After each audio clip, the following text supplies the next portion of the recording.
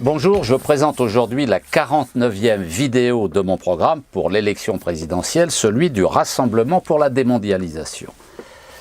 Cette vidéo, comme les autres, se trouve dans la partie 4 de mon programme, sous forme papier, sur le site internet Nikonov 2017. Et nous sommes toujours dans le deuxième principe de politique économique que j'ai développé auparavant, celui qui vise à réencastrer l'économie dans la nation et dans la démocratie.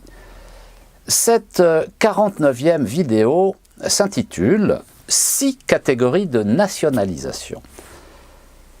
Il ne faut pas voir dans les nationalisations un remède miracle censé régler automatiquement tous les problèmes. Le risque existe.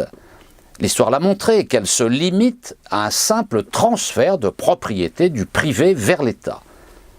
Les hauts dirigeants qui détenaient le pouvoir peuvent aussi rester les mêmes dans le cadre public, on l'a vu.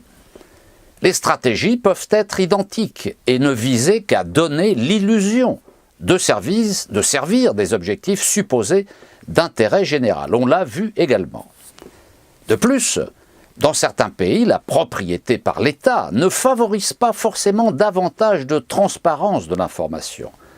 Il arrive aussi que les entreprises nationales et les services publics servent les intérêts de la reproduction de la caste au pouvoir, embauche d'amis politiques, religieux, de clans, d'ethnies, indépendamment de la compétence des intéressés. Dans ce cas, ils ne peuvent assurer pleinement leur fonction normale.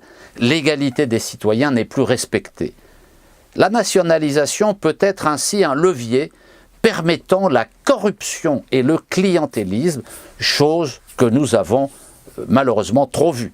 Le succès des nationalisations dépendra de la clarté des objectifs, de la volonté politique de la représentation nationale et du gouvernement, ainsi que de la vigilance des salariés et des citoyens et des syndicats.